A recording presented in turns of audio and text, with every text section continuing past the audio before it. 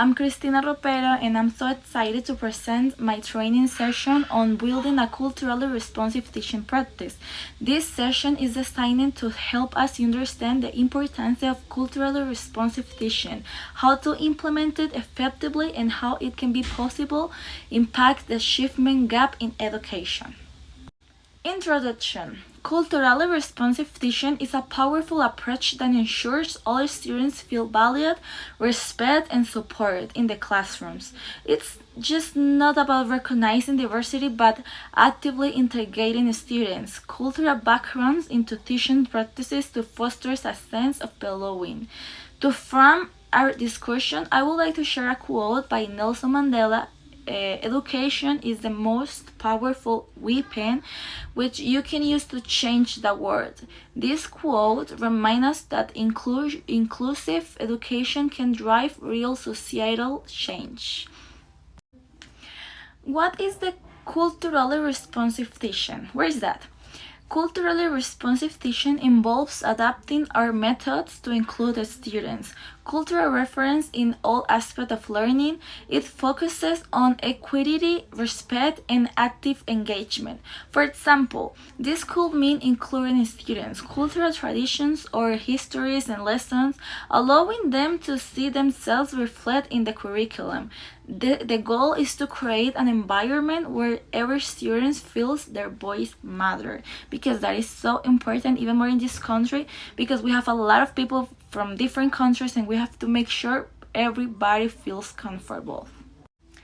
Culturally relevant pedagogy framework. Dr. Gloria Lanson Billings introduced the framework for culturally relevant pedagogy, which is built of three pillars. First one, academic success, holding high expectations for all the students. Second one, cultural competence, helping students appreciate their own culture while learning about others. And critical consequences, that mean encourage students to question and address social inequalities. An example of this is assigning projects that explore cultural contributions to science or history, which builds cultural pride and awareness. Building a culturally responsive practice. To build a culturally responsive practice, we need actionable strategies.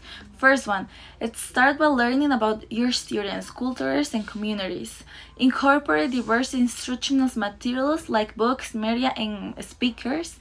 Create a welcoming classroom environment, such as celebrating cultural holidays or displaying multilingual signs.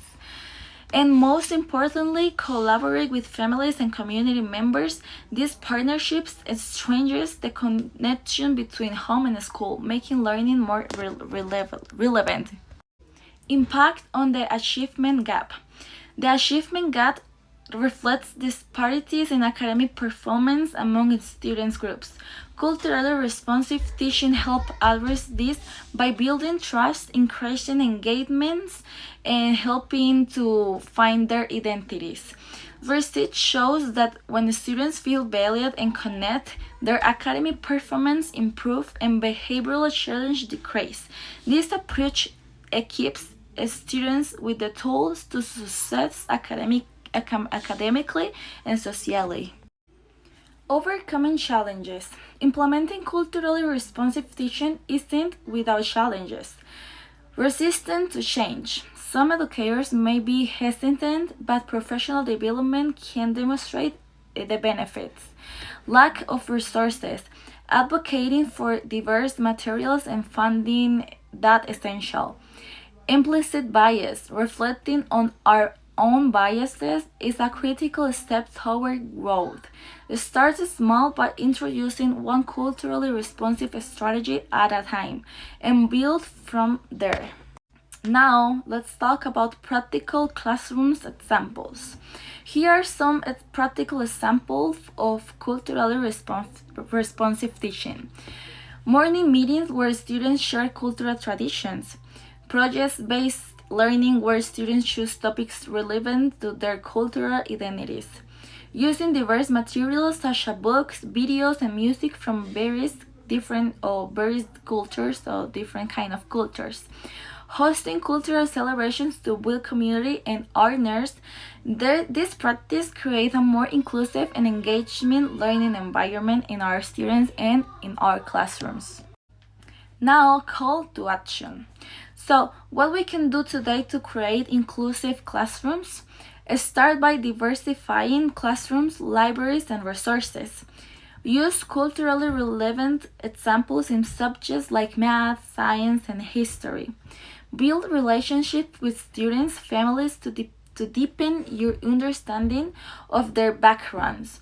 Change doesn't happen overnight, but small intentional steps lead to meaningful progress. Resources for future learning. For those who want to dive deeper into culturally responsive teaching, here are some great resources. Culturally Responsive Teaching and the Brain by Sareta Hamad. Websites like Teaching Tolerance and the National Equality Project. TED Talks like Shinamanda Noksari Adich, The Dangers of a Single Story.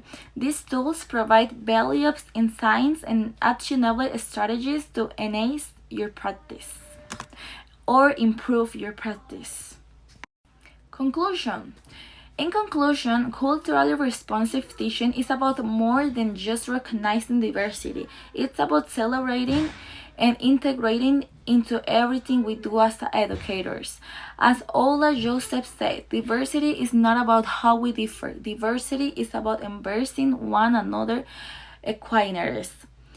Thank you for joining me today. I know my English is not too good. I'm an international student, and this is part of inclusion and inclusive learning. Being here makes me feel comfortable because I know people accept me, and I feel good about myself, improving my English day by day. So this is a very good example and how it's important to be proactive and inclusive in our classrooms. So thank you for hearing me. I'm so happy to answer any questions. Thank you so much, and I hope you have a good day or night. Bye.